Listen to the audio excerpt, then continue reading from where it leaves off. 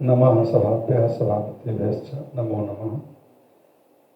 आज पर्यावरण दिवस है। विश्व पर्यावरण दिवस के शुभ अवसर पर हमारे बीच कार्यक्रम की अध्यक्षता कर रहे संस्कृत विद्याधन विज्ञान संकाय के माननीय संकाय प्रमुख प्रोफेसर कमलेश झा सर, हमारे विश्वविद्यालय के माननीय कुल सचिव प्रोफेसर ए.के. सिंह सर, हमारे इस केंद्र के सलाहकार समिति तथा संचालन समिति के वरिष्ठ सदस्य गुरुवर प्रोफेसर हृदय रंजन शर्मा गुरु जी, हमारे मित्र अग्रज प्रोफेसर शीतला प्रसाद शुक्ल जी जो संकाय प्रमुख साहित्य संस्कृति विभाग श्री लाल बहादुर शास्त्री संस्कृत विश्वविद्यालय नई दिल्ली से पधारे हुए हैं।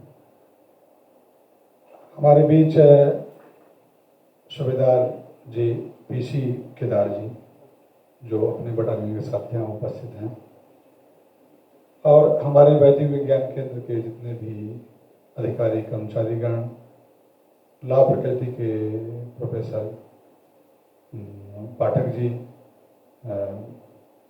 श्रीमती पाठक जी, हमारे डीन साहब की श्रीमती जी,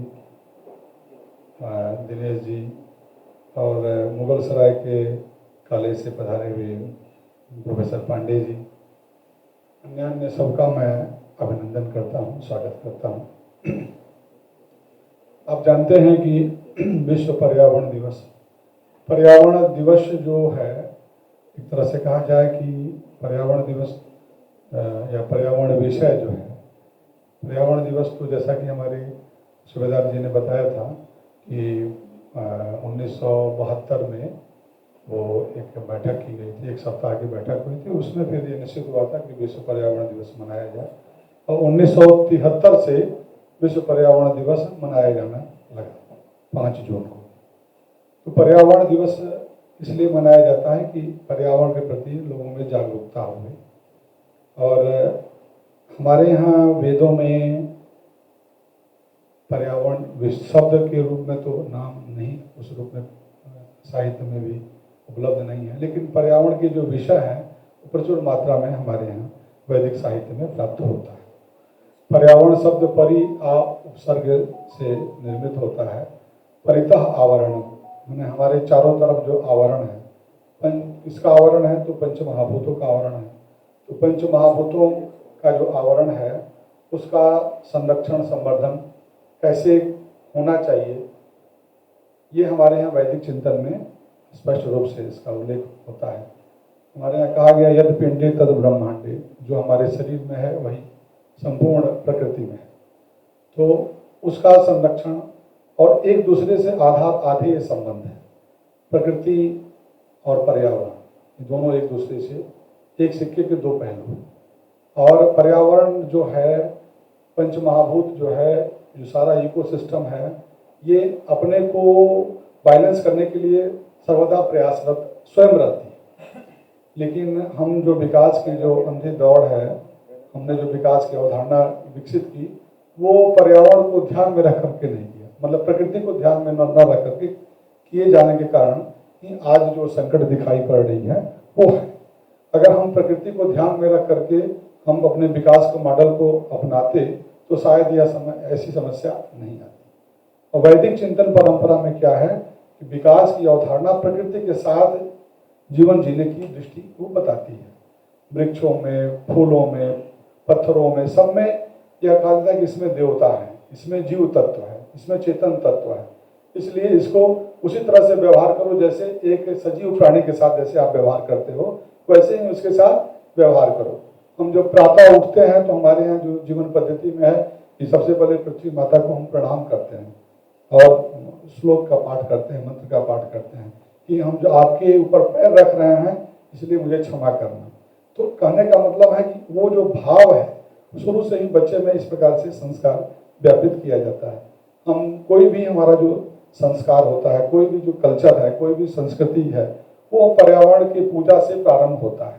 हम वृक्ष का, सभी वृक्षों में अश्वत्थ वृक्ष जो है, नीम के वृक्ष को, सारे जो वृक्ष आज लगाए गए हैं सबका कहीं ना कहीं अपनी अपनी उपयोगिता है। औषधि के रूप में उपयोगिता है, उनके पूजन के रूप में उपयोगिता है। हमारे यहाँ साहित्य में तो यह है कि हम वृक्षों से संवाद करते हैं, क्योंकि अभिज्ञान शाकुंतलम में आता है कि जब शकुंतला की विदाई हो रही है तो कर्ण ऋषि ने वहां पर उसका उल्लेख किया है, पातुम न प्रथमम व्यवसति जलम यस्मा स्वपीछे स्वपीते। तो वहां पर वो कहती है कि मैं विदाई के समय में कहती है कि जो है अब मैं जा रही हूं तो तुमको कौन जल पिलाएगा। तो कहने का भाव तो एक जो जीवन के जो अपना एक सांस्कृतिक स्वरूप है, जीवन का जो एक शैली है, वह पर्यावरण के साथ हमारा जीवन जीने की दृष्टि थी। नदी, तालाब, पर्वत, जितने भी अपने सांस्कृतिक मूल्य हैं वो एक दूसरे से जुड़े हुए हैं और उनके संरक्षण संवर्धन के लिए हम हमारे यहाँ उल्लेख आता है 10 कूप समावापी 10 वापि समो हृदय 10 हृदय समा पुत्रा 10 पुत्र समुद्रमा। मतलब बावली, तालाब इत्यादि जितने आप निर्माण करते हैं इनका एक पुण्य है, लेकिन कहा कि उसके बाद कहा कि एक पुत्र के बराबर जो है 10 बावली लगाने का, फिर कहा कि 10 पुत्र समुद्रमा, एक वृक्ष लगाने का जो पुण्य है वो इस 10 पुत्र पैदा करने के बराबर है। तो कहने का भाव है कि वृक्षों का जो वना नाम पतये नमः, वृक्षाणाम पतये नमः, औषधि नाम पतये नमः इत्यादि हमारे यहाँ वेदों में अनेक प्रकार के वैदिक चेतना के स्वरूप मिलते हैं। तो आज हमें पुनः उसकी आवश्यकता है और पूरा विश्व इस चीज की ओर देख रहा है कि जो वैदिक चिंतन में जो पर्यावरण संरक्षण की जो दृष्टि है वो है प्रकृति के साथ प्रकृतिवत विकास की अवधारणा विकसित करनी। आज पुनः उसकी जरूरत है। हम जो आज सस्टेनेबिलिटी की बात करते हैं, संपोषिता की बात करते हैं, उसका मूल वही है। हमारे वेद मंत्र में कहा गया देहि में ददामिते निमे देहि निते दधे निहारं च हरासि में निहारं निहराणिते स्वाहा। मतलब वो मन ऋषि कहते हैं कि तुम हमें हविष्य दो तो तुम्हें हम वृष्टि देंगे। मतलब हमसे प्रकृति अपेक्षा करती है कि तुम हमारे लिए भी करो, ये नहीं कि सिर्फ हमारा दोहन करो, हमारा उपयोग ही करो। तो ये तब हो सकती है जब उसके साथ हमारा उसके साथ एक मित्रवत व्यवहार हो, उससे एक हमारा जो एक सांस्कृतिक जो एक लगाव है वो स्थापित हो। तो ये सब चीजें आज पर्यावरण दिवस के अवसर पर हम लोगों ने आज चिंतन किया। और दूसरे रूप से 27 नक्षत्र हैं, उस 27 नक्षत्रों में जो आज पेड़ लगाए गए उसमें 10 जो नक्षत्र के जो वृक्ष हैं उनको हमने आपसे कहा था, तो आप 2-2 पौधे उसके आप लाए थे, तो उसको यहाँ लगाया गया। और आगे चल करके अगले वर्ष फिर हम या बीच में ही 27 नक्षत्रों के और जो दुर्लभ वृक्ष हैं उनको हम यहाँ पर लगाएंगे। और एक जैसे 27 नक्षत्र वाटिका एक तरह से विकसित हो जाएगी, ऐसे नवग्रह की वाटिका है। आपने जैसा उल्लेख किया कि प्रत्येक जन्मदिन पर जो है, तो हमारे यहाँ प्रत्येक जितने भी नाम है ना उसके हिसाब से वृक्ष और पौधों का नाम है। जितने हमारे नक्षत्र हैं, जितने हमारे राशियां हैं, उसके हिसाब से वृक्ष पौधे भी हैं। तो उस दिन हमने बहुत प्रेरित भी किया था, एक पुस्तक भी हमारी है जन्मोत्सव वैदिक विधि, जन्मदिन कैसे हम वैदिक दृष्टि से मनाएं। तो उसमें एक है इस चैप्टर की हम कौन सा दिन में कौन सा किस जन्मदिन के दिन हमें हमारे उनके नाम पुकार के नाम राशि के नाम के हिसाब से वृक्ष और पौधा लगाने के लिए हम प्रेरित करें। जगह नहीं है वृक्ष लगाने का तो पौधा है, वृक्ष के जगह पर पौधा हम उसको लगा सकते हैं। तो इस प्रकार से एक संस्कार विकसित हो और पूरे विश्व को पर्यावरण के लिए जो हमारा वैदिक जो चिंतन है वह बहुत ही आज के हिसाब में सार्थक है। इस केंद्र की स्थापना भी इन्हीं उद्देश्यों से हुई है, जिसमें जो एंशिएंट जो वैदिक देवधर्मी जो विज्ञान के पक्ष है उन पर रिसर्च करना और लोगों को बताना, नए नए पाठ्यक्रम विकसित करना। तो हमारे यहाँ जो यज्ञ विज्ञान का जो हम लोग हवन देते हैं, हवि देते हैं, उसको वैदिक कंसेप्ट में आज उस रूप में नहीं हो पाता है। वैदिक कंसेप्ट से अगर हम सही ढंग से उसको हवन इत्यादि करेंगे तो जलवायु परिवर्तन जो हो रहा है, क्लाइमेट चेंजिंग की जो दृष्टि है, वो उसमें बहुत दूर तक हम लोग सफलता प्राप्त कर सकते हैं उसके माध्यम से। तो समय ज़्यादा नहीं लेंगे, हम सबका अभिनंदन करते हैं। विशेष रूप से हमारे रजिस्ट्रार साहब, आप बहुत ही विश्वविद्यालय बहुत बड़ा विश्वविद्यालय है और उसमें आपकी व्यस्तता बहुत है, लेकिन मैंने रात में ही आपसे निवेदन किया, आपने सहजता से अपनी स्वीकृति दी, इसके लिए आपके प्रति मैं आभार करता हूँ।